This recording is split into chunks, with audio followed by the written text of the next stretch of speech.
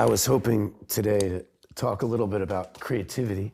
You know, a lot of people really struggle to give themselves permission to be creative, and reasonably so. I mean, we're all a little suspect of our own talent.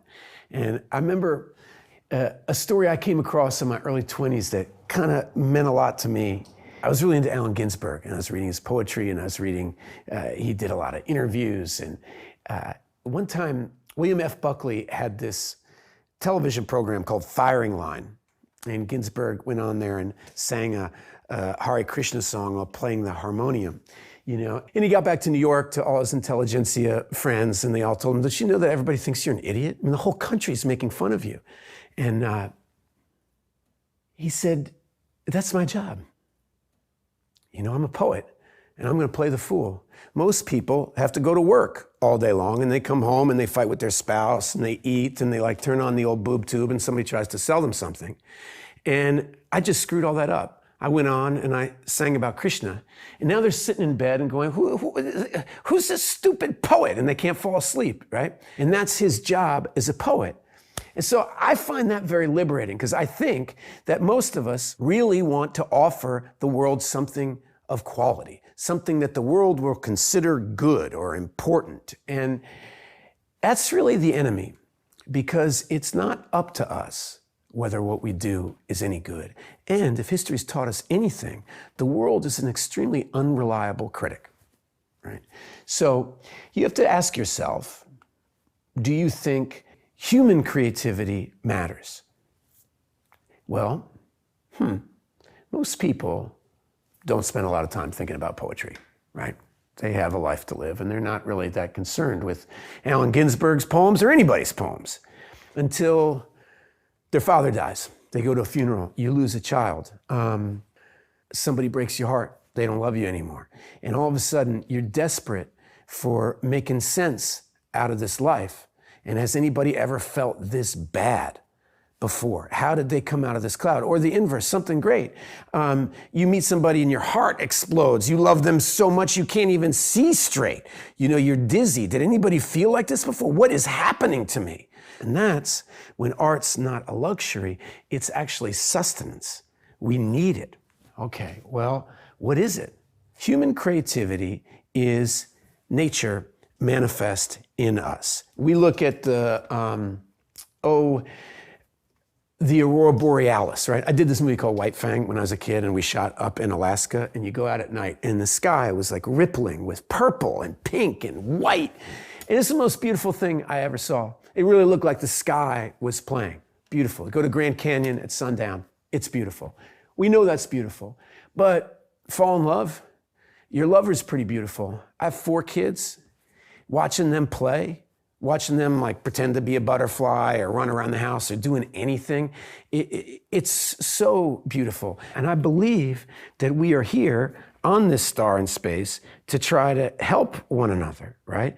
And first we have to survive, and then we have to thrive. And to thrive, to express ourselves, all right, well, here's the rub. We have to know ourselves. What do you love? And if you get close to what you love, who you are is revealed to you, and it expands. For me, it was really easy. I did my first professional play. I was 12 years old. I was in a play called St. Joan by George Bernard Shaw at the McCarter Theater, and boom, I was in love. My world just expanded. And that profession, I'm almost 50 now, that profession has never stopped giving back to me, and it gives back more and more, mostly strangely, through the characters that I've played. I've played cops, I've played criminals, I've played priests, I've played sinners. And the magic of this, over a lifetime, over 30 years of doing this, is that you start to see that my experiences, me, Ethan, is not nearly as unique as I thought. I have so much in common with all these people. And so they have something in common with me. You start to see how connected we all are. My grandmother, my great-grandmother, Della Hall Walker Green, on her deathbed, she wrote this little biography in the hospital. And it was only about 36 pages long.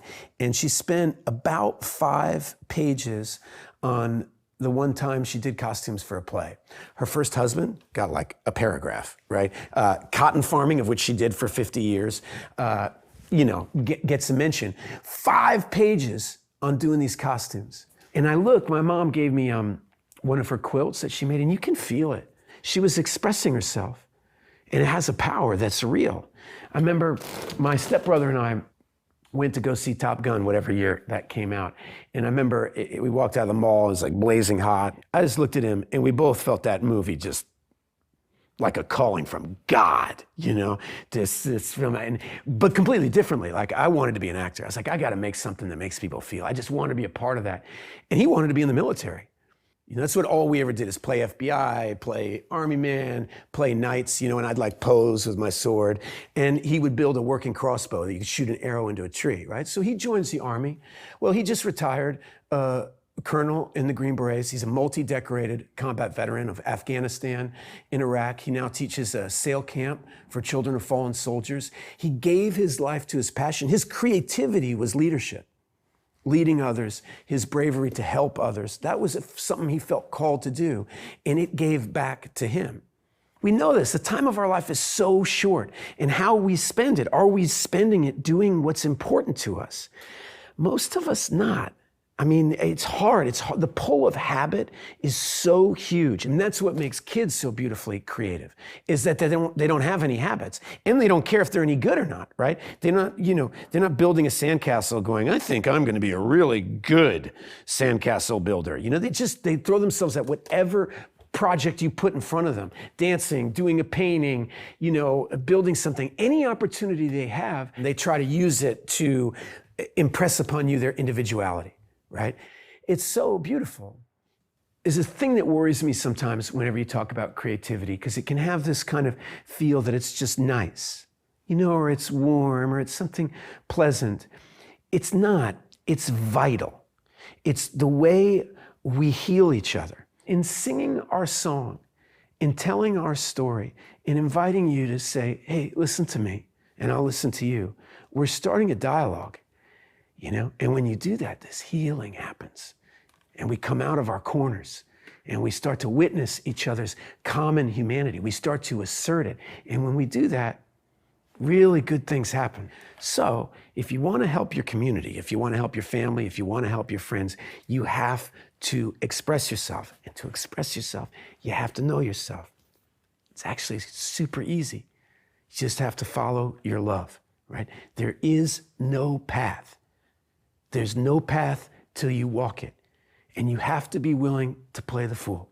So don't, read the book that you should read. Read the book you want to read. Right? Don't listen to the music that you used to like. Take some time to listen to some new music. Take some time to talk to somebody that you don't normally talk to. I guarantee if you do that, you will feel foolish. That's the point. Play the fool.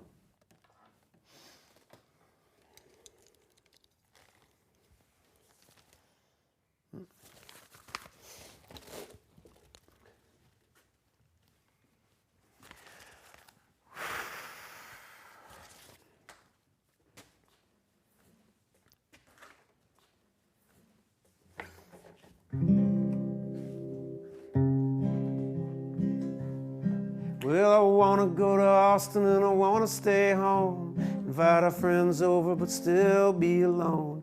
Live for danger, play it cool. Have everyone respect me for being a fool.